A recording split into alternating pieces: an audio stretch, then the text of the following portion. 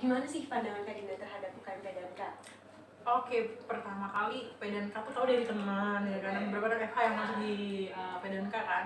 Melihat kalau di PDNK itu dulu ya ada asumsi-asumsi, PDNK pasti skripsinya lulusnya cepet gitu kan. Mahasiswa yang sekarang nih bisa disebut masih bisa megang peran sebagai agent of change, agent of social control kayak gitu masih nggak? Bisa sih dilihat dari pergerakan yang masif ya. Teman-teman itu kan keren-keren banget tuh mahasiswa sekarang semester 1 aja udah bisa. Tuh lihat ya, udah bisa megang berpuisi bersajak di depan gedung DPRD gitu.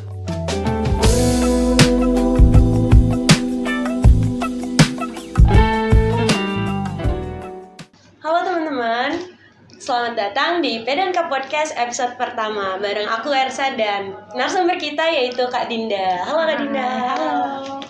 Ya, jadi boleh dong perkenalan diri dulu Kak. Oke, mungkin singkat kali ya. Iya. Tak kenal maka tak sayang. Nama aku Dinda dan sekarang aku ada di semester 7 di tingkat 4 dari Fakultas Hukum. Wah, keren banget. Ilmu hukum. Ternyata anak hukum nih Kak Dinda nih. Nih, kenapa Kak Dinda tuh bisa kepikiran buat sampai kuliah di UGJ? Oke, sebenarnya kalau kuliah di UGJ awalnya karena dari orang tua ya. Karena kan as the first daughter ya, jadi anak pertama tuh nggak boleh kemana-mana gitu kan.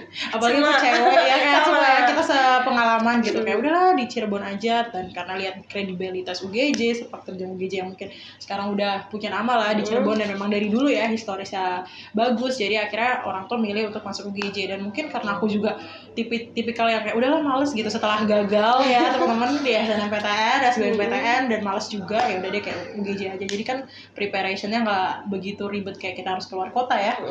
Jadi itu sih alasan aku waktu itu. Berarti orang tua gitu ya? Ya first orang tua sih. Kedua emang kan aku mager waktu itu, jadi kan gitu.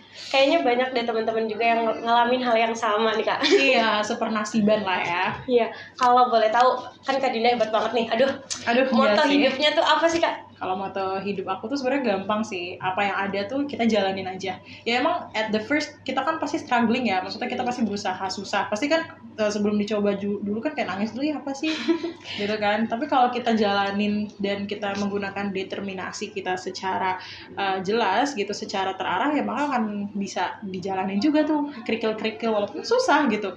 Jalanin dulu aja, karena kalau belum dijalanin udah ngeluh kan kayaknya belum dicoba. Nah pasti harus udah itu duluan. Betul banget, wah keren banget ya teman-teman. Itu kalau kata anak sekarang itu apapun akan kujalani tapi sambil nangis gitu. Iya, walaupun sambil drama ya. Iya. Gitu kan, kayak tugas dari dosen banyak 5 lembar, tapi kalau kita nangis doang ya kagak selesai. Tapi mending udah deh nangis sambil nulis. Yang penting kan ada determinasinya lah ya. Itu profesional. Gitu. Itu kan tadi motonya Kak. Kalau hobinya apa nih Kak? Hobiku banyak sih, tapi kayak aku lebih suka sekarang ya, currently itu aku lagi suka baca. Sama aku lagi suka, karena kan udah capek juga ya semester 7 udah jompo nih bahasa anak sekarangnya. Aku lagi suka nulis aja sih, tapi nggak nulis yang profesional, yang paling cuma nulis-nulis santai gitu. Kayak hobi aku kayak pikiran aku daripada kita anxiety kan atau anxious, jadi udahlah aku tulis aja. Dalam tulisan apa biasanya, nulis apa? Aku biasanya nulis kayak jurnal pribadi sih, kayak misalkan what I've been taught, tapi nggak yang sampai dipublish gitu. Aku baru ya nulis di draft doang. Nanti kalau aku pikir bagus ya nanti aku sebelum ada waktu untuk ke situ sih. Karena boro-boro ngejalanin hobi ya di semester 7 ini, kayak hidup tuh kayak bahasanya kereta Shinkansen ya, belum nyampe satu tombol udah langsung gitu kan. Gak ada waktu untuk terlambat karena semuanya udah ada deadline-nya. Jalan aja ya terus. Jalan terus, bener banget. Selain kuliah, sibukannya apa? Currently aku hari ini tuh lagi kerja di aku tutor bahasa Inggris anak-anak playgroup ya, karena aku suka anak kecil. Dan memang dulu tuh sebenarnya sebelum masuk hukum nih ya, fun fact, aku tuh pengen masuk FKIP karena aku suka aja jadi guru. Karena aku basicnya kesana, basicnya sebenarnya guru ya, tapi ya karena mungkin orang tua aku punya tujuan mulia untuk jadi lawyer ya oke lah gitu. Aku ngajar, kesibukanku setiap weekend, jadi kayak I don't have time untuk apa sih gelelengan gitu ya, tidur rebahan. Dan aku juga mungkin hari ini lagi bantu beberapa dosen untuk publish jurnal, dan kebetulan kita terakhir lagi publish sama Nepal gitu, lagi joinan. Wih, keren. Jadi joint venture. Terus juga aku apalagi ya kesibukan di luar kampus tuh, aku gabung di NGO juga, di beberapa NGO. Itu apa itu Kak? NGO itu non-governmental organization, jadi sebuah lembaga organisasi yang tertarik kepada isu social justice atau keadilan sosial gitu. Aku ada di 2 isu. Yang pertama aku isu lingkungan. Teman-teman mungkin masih belum ada yang tahu ya. Jadi ada sebuah organisasi ya namanya Bersihkan Cirebon. Di situ juga ada kita ngadain riset, seminar, diskusi gitu, dan aku di hukuman mati juga, hukuman mati. Dan aku lagi prep juga nih buat seminar risetku buat ke Jerman, karena itu paling sibuk banget. Jadi tentang hapus hukuman mati, dan mungkin teman-teman kan mostly udah dengar hukuman mati tapi nggak spesifik di Indonesia. Jadi aku mungkin lagi sibuk di situ sih, selain ya bidang akademis kayak PPL, persiapan skripsi ataupun riset-riset berkaitan dengan kampus gitu. Kalau sekarang mah tadi kan katanya awalnya pengen terjun di dunia pendidikan. Iya. Tapi sekarang udah kedengeran banget Kak, auranya juga udah terpancar kalau jadi lawir Amin ya Allah. Amin. Manifestasi nih ya. Yang baik-baik.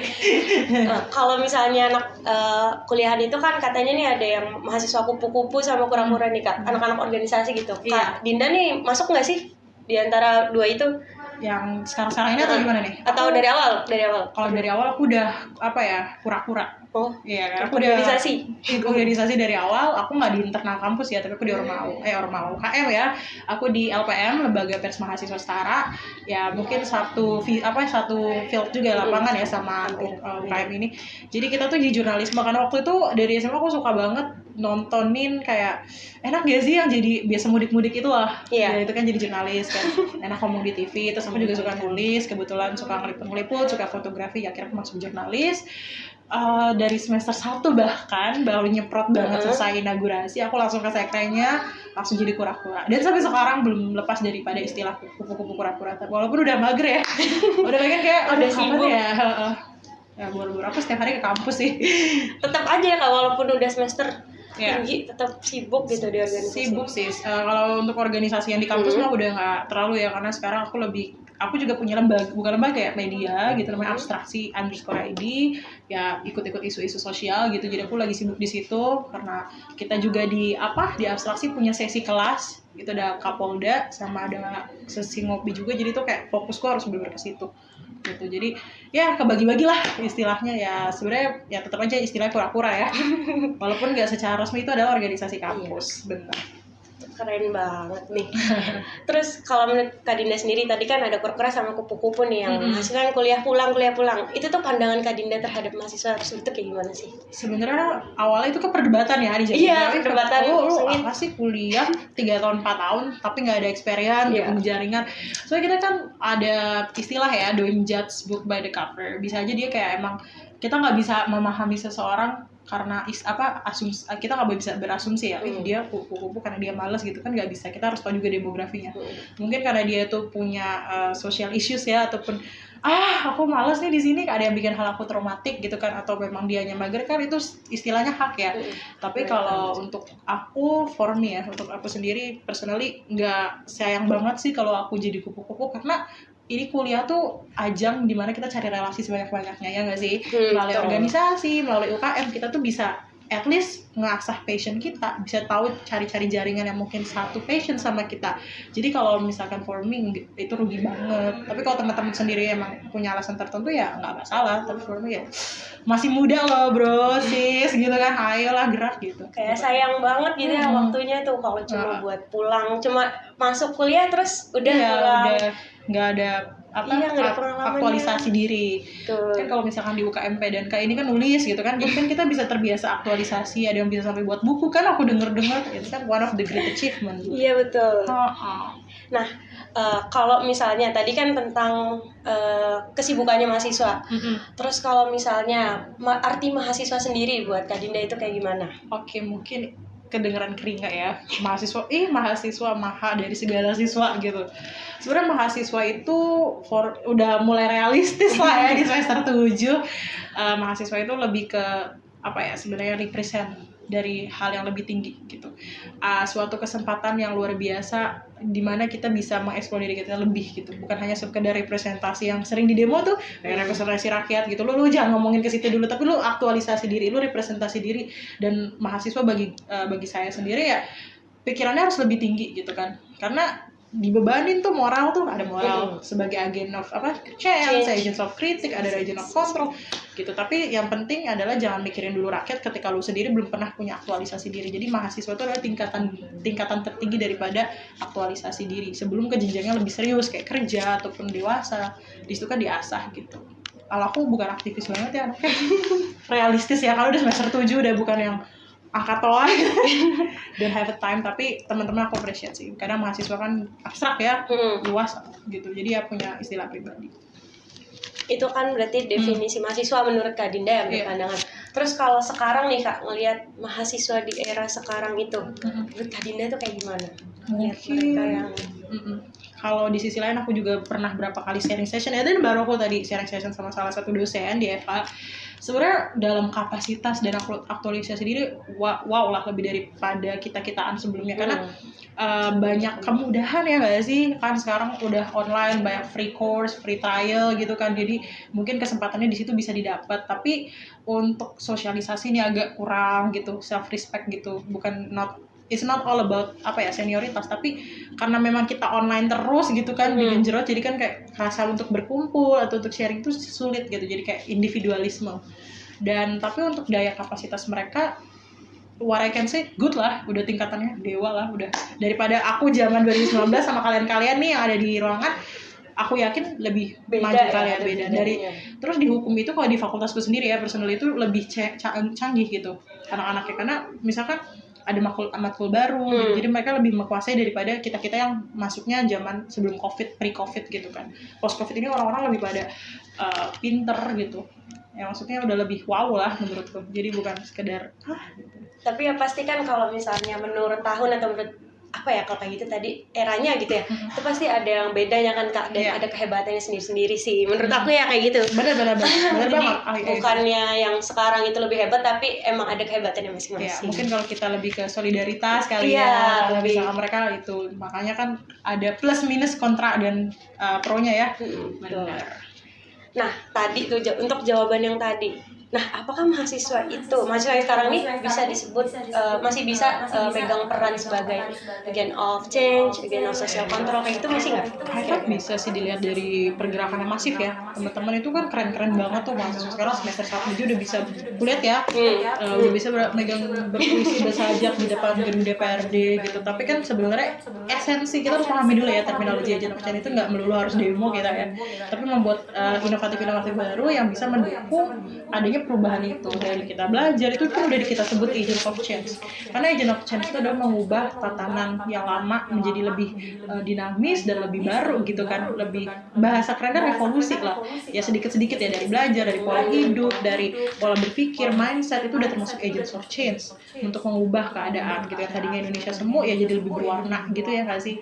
Nah, seperti itu. Tapi ya mungkin ya agents of change sekarang mahasiswa juga udah mungkin berani speak up, teman-teman perempuan ya, aku benar-benar appreciate teman-teman perempuan sekarang udah mulai speak up dengan adanya aturan-aturan baru. Mereka lebih luas ya, dulu kan kayak 2019 takut dengan adanya pergerakan di sosial media tuh lebih kayak wah, jadi masa sekarang tuh udah benar-benar berani semua waden-wadennya gitu, jadi wapur semua, keren sih, berani. Mereka bisa aku katakan sebagai agent of change karena memang mereka sudah punya determinasi ke arah situ sih, udah terbentuk lah pola pikirnya even dari semester 1 yang masih keren banget. Appreciate. Terus harapan buat mahasiswa zaman sekarang.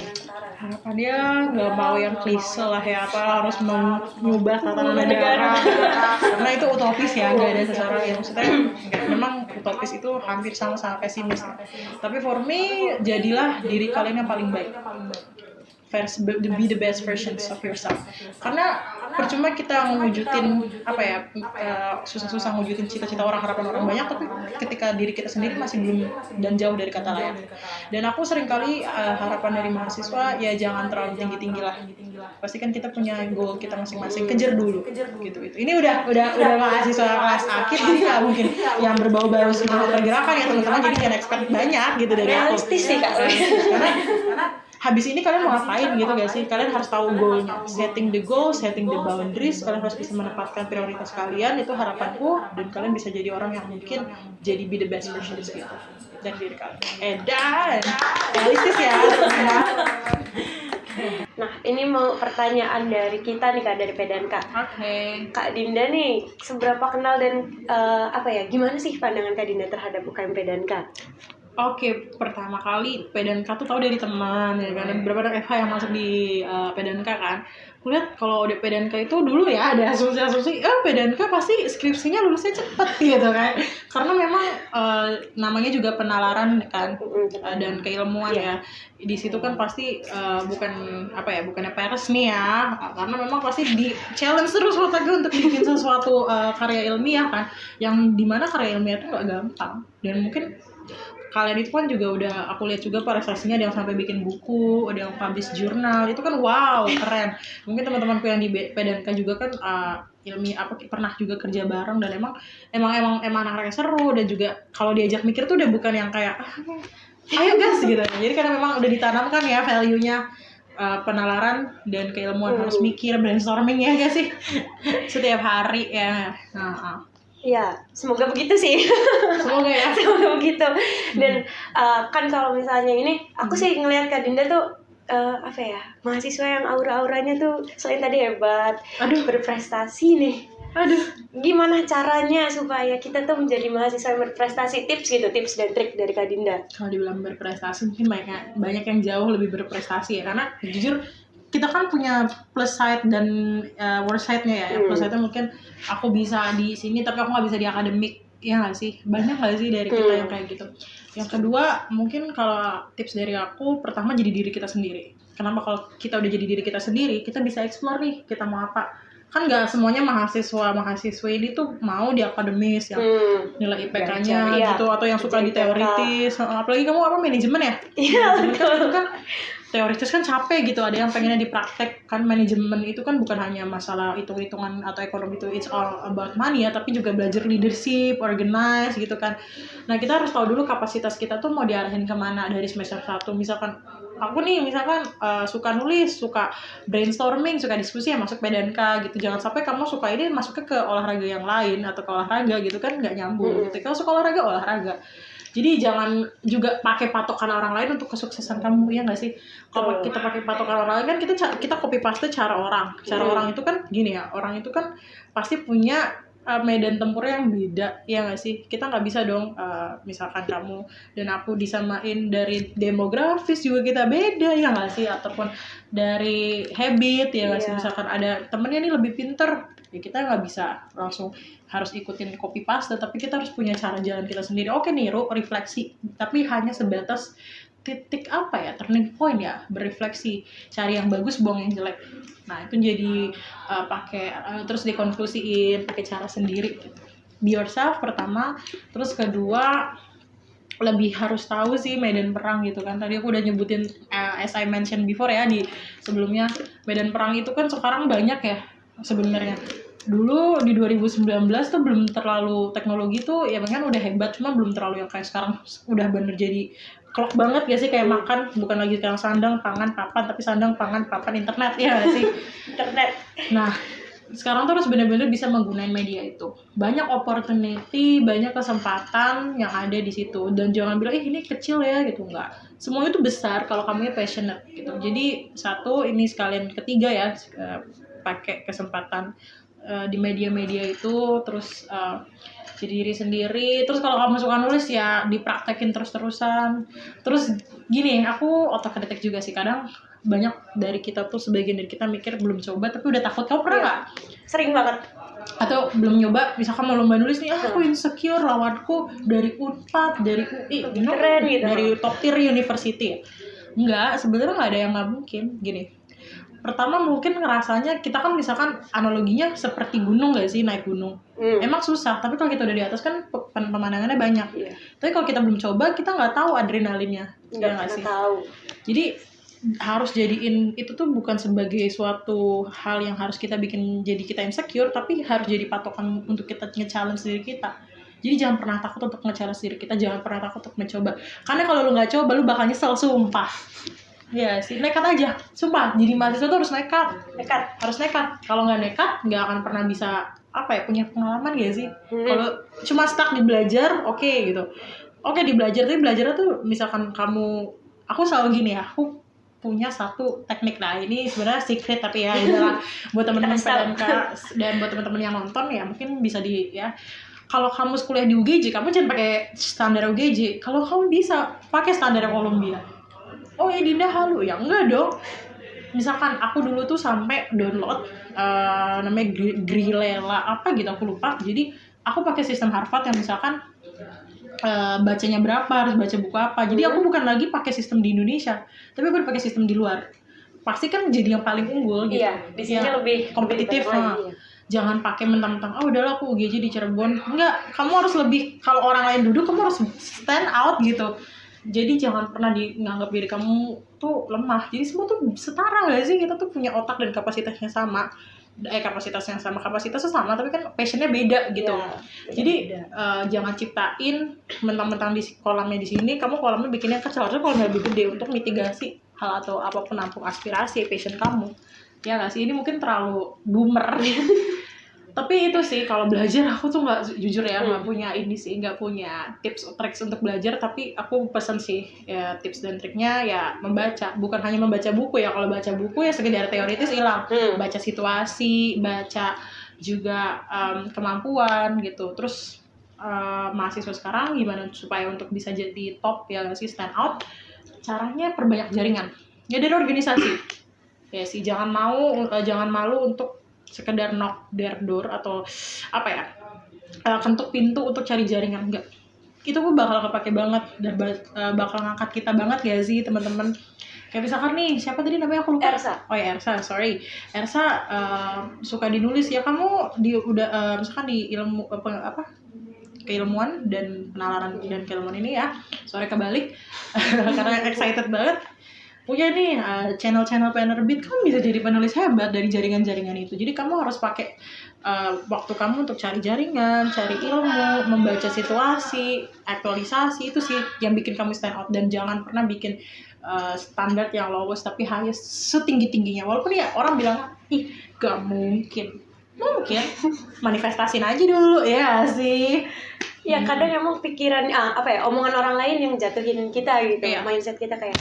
Oh ya, satu lagi sih, hidupnya tuh stoikisme aja. Ini menawarkan sesuatu lagi. Nggak sih, semenjak aku stoikisme tuh kayak lebih enak sih. Ada kan hal yang kita nggak bisa kendaliin ya di hidup, kayak misalnya omongan orang lah. Tadi kamu nyentil jadi aku pengen ngomong sih.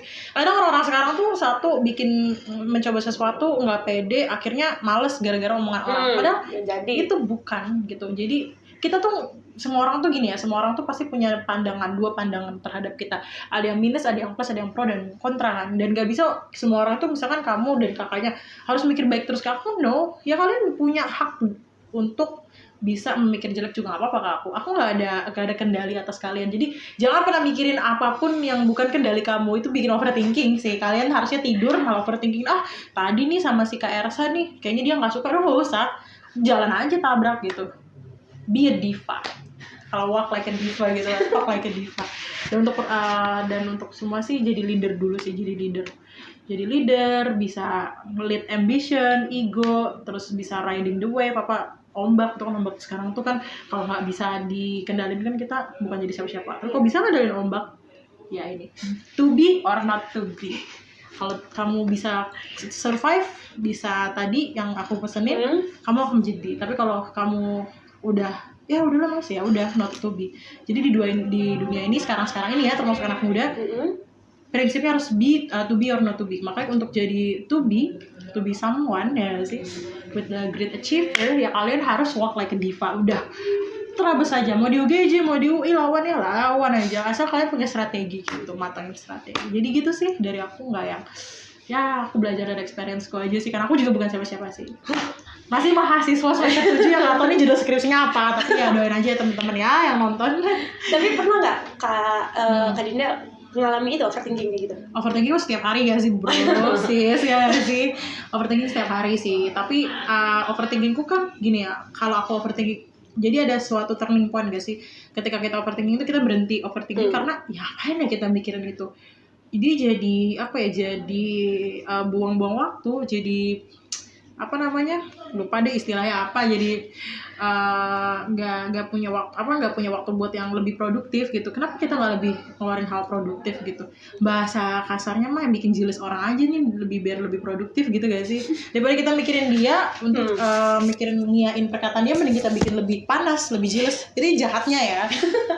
Tapi kita harus punya strategi itu daripada kita overthinking terus, ya nggak sih? Buang waktu. Jadi ini kan nggak kontraproduktif nggak sih? Waktunya bikin skripsi aku diomongin gara-gara misalkan ya sekarang cewek-cewek fisik gitu, udah sekarang mah bukanlah gitu, udahlah sekarang mah yang penting kedepanin strategi, kapasitas dan leadership. Udah dapet itu, kalian akan menjadi seseorang.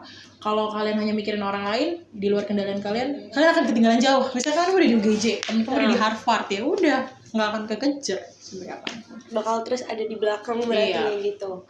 Ya orang lain boleh punya overthinking, tapi kita harus bisa. Kan aku bilang reading the way. Ada masa-masanya aku juga insecure banget, ada masa-masa kita overthinking, tapi kita harus bisa mengelola itu semua. Dan pasti semua orang, apalagi Virgo nih, ada yang ngomong zodiak nih. Aku overthinking banget nih zodiak. Tapi kalau misalnya tadi kan udah nih tips-tipsnya, terus biar semangat lagi, kira-kira Kak Dinda biasanya ngapain? Oke, semangat lagi aku biasanya, untuk semangat lagi aku pengen misalkan untuk abis overthinking ya, atau capek lah gitu sama dunia, atau capek sama semuanya gitu, aku biasanya punya self reflection pertama. Dan self reflection itu kalau bahasanya sih healing gitu. Aku misalkan pengen makan yang mahal gitu, ya karena aku udah capek, ya nggak apa-apa dong, appreciate sekali-kali, nggak mungkin setiap hari gitu kan. Atau aku cuma tidur seharian, nggak usah harus beli yang macam-macam, tinggal tidur, oke, gitu kan. Nanti besok lagi good, merenung sebentar, tidur. Ketika sebelum tidur kan pasti kita punya ini ya, konstruksi pikiran ya sebelum tidur, ya nggak sih? Bikin skenario lah kalau kata orang. Nah kita itu jadikan turning point kita, ya Allah ngapain juga kita overthinking, ya nggak sih? Terus nanti kita tidur, terus kayak nggak tahu ya, kalau di aku tidur itu ya hal yang paling work sih. Setelah tidur tuh mood kayak oke lagi gitu. Jadi kalau lagi capek tidur, kalau atau nggak jalan-jalan sendiri, nggak mau sama teman atau sama siapapun, makan sendiri, nonton sendiri. Jangan takut diliatin, you're not the center of the world. Kamu bukan center dari dunia ini, pusat gitu. Ngapain kalau diliatin, ya pede aja. Me time ya zaman sekarang. Me time ya, bahasa me time. Kalau cewek keribat gitu di baju, nggak jalan-jalan, nggak selalu sama ayang kan, nggak, malah tambah ribet nanti sama ayang. Kayaknya lebih seneng kalau sendiri gitu ya. Mungkin tipsnya dari buat untuk cewek ya. Ya mungkin mostly banyak, bukan aku tidak setara gender ya. Mungkin banyak teman-teman cewek juga yang masih mikir, aku pikir harus jadi independen sih kalian tuh. Ya gak sih? Zaman sekarang zero expectation bro ke cewek gitu, bro sis gitu kan. Kalian harus bisa tuh lead ambisi kalian. Jangan berpikiran kalian, gue cewek lah, nanti aja gitu, keduain aja. Jangan, lo juga harus bisa. Kalau kata apa ya, aku lupa iklannya Mio, semakin di depan ya. Iya. Ini jadi sebut merek ya. Pokoknya jangan takut bersaing lah secara sehat, secara produktif, dan juga harus bisa jadi diri sendiri. Terus juga harus be independent, karena kita tuh yang punya diri kita kan kita. Jadi kita tahu nih apa maunya gitu. Jadi jangan harus bergantung. Kalau bergantung kasihan, malah jadi konfrontasi terus sama orang. Iya enggak sih? Pokoknya untuk hidup lebih nyaman lagi, aku pesen hindari juga konfrontasi yang nggak perlu sama orang lain. Udah be kind aja gitu. Kakak mau mentoring dong atau gimana gitu kan, lebih enak daripada apa sih senioritas gitu kan. Jadikan semua orang itu mentor hidup kalian. Pasti semua orang tuh pasti punya sisi yang bisa diajarkan ke kalian. Kalian juga bisa jadi mentor mereka gitu. Take it for granted dong. Itu tadi kita udah singgung bukan harapan sih, pandangan Kak Dinda terhadap sama UMP terus tentang cara-cara Kak Dinda menghadapi overthinking. Terus kalau harapan Kak Dinda buat diri sendiri? Harapanku bukan jangan overthinking lagi ya, tapi harapanku menjadi lebih baik ya. Ini sebenarnya klise ya, harapan menjadi lebih baik ya pasti dong gitu. Tapi spesifiknya apa kan? Ya untuk sekarang kalau aku sendiri kan aku lagi benar-benar hustle ya. Kalau bahasa korporatnya lagi benar-benar capek, hektik. Aku pengen diri aku lebih sehat lagi sih. Aduh, amin. At least I have 8 jam tidur gitu, pengen gitu. Jadi harapanku mungkin lebih balance lah, karena lebih fokus lagi dan harus udah prioritaskan hal-hal yang memang aku juga mau punya satu advice sih. Misalkan teman-teman nih yang terutama ya, yang kura-kura nih, jangan sampai overwhelming ya. Kasian banget kalau tugas, organisasi itu kadang kalian gak bisa manage gitu. Jadi kalian harus punya, dulu aku nggak punya prioritas, nggak tahu harus prioritasin apa. Kalian harus punya prioritas sekarang. Ya sekiranya perlu kalian lakuin. Tapi kalau kalian itu cuma bikin capek dan itu kontraproduktif, kalian tinggalin. Itu hak kok. Ya, tapi kewajiban kalian, konsekuensinya harus ditanggung. Bisa di organisasi kelar ya istirahat sebentar, jangan dideret gitu. No, lo kalian bukan robot kan gitu. Dan kesehatan mental juga penting. Mental health matters. Aku berkali-kali aku even ke dosen tuh sering ngobrol gitu kan. Dosen tuh aku jadi partner untuk ngobrol. Sekarang itu ini titip salam sih, titip apa ya, titip ini buat aku juga, buat teman-teman juga yang nonton. Kita lihatlah, ini trigger warning ya, suicide ya. Aku lihat di berita banyak orang bunuh diri gitu kan gitu. Jadi kalian tuh harus banyak-banyakin cerita gitu. Kalian itu boleh ngerasa it's okay not to be okay. Ada filmnya ya? Iya. Nggak apa-apa. Sekali-kali ngerasa kita insecure, ngerasa diri kita nggak punya keberanian, aku rendah diri tuh nggak apa-apa, tapi kalian tuh harus getting back stronger, kalau kata lagunya Kelly Clarkson sih. Kalian harus lebih kuat dari sebelumnya. Nggak apa-apa kalian misalkan aku nggak mau, aku mau di sekre aja nih Elsa, mau duduk, mau ngerem diri ya, bahasa Cirebonnya ngerem aja ya, nggak masalah. Kalau kita tuh punya bad day-nya masing-masing, kita punya hari terburuk. Jadi it's okay. Mungkin kalian lagi ngumpulin energi untuk nyiapin strategi baru ya, it's okay. Jadi pertama prioritasin mental health, physical health, terus balance lah, jangan sampai berat sebelah. Capek bro, capek sih. Tuh, nanti kerasanya di semester akhir ini. Teman-teman nih yang kura-kura nih terutama, yang jarang pulang, yang tidur di sekre terus, family time juga harus sih, karena kalian harus butuh pendengar. Iya. Cari gitu, ataupun ke temen juga jangan musuh lah, udah rangkul aja gitu. Maksudnya ya kita pasti punya kontra ya sama orang ya, maksudnya kita punya pendapat yang berbeda, tapi lebih enak kalau kita saling menghargai ya sih. Itu cerita-cerita biar mental kita lebih baik lagi gitu sih buat aku.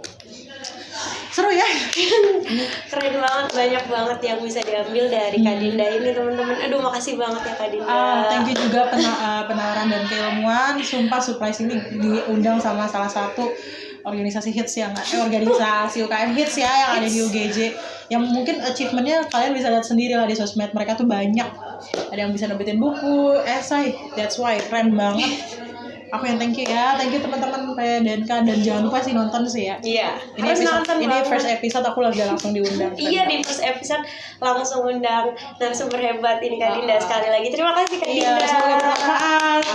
Ambil yang baik, buang yang buruk aja. Oke teman-teman, makasih udah nonton video kali ini, dan makasih juga buat Kak Dinda sekali lagi. Iya, thank you juga. Kids feel honored to be part of this. Apalagi first episode ya, keren amat gue. Terus teman-teman, buat yang kepo ya sama video-video dari UKM PDNK, bisa dilihat-lihat lagi nih di list videonya. Terus makasih, dan jangan lupa like, comment, dan subscribe.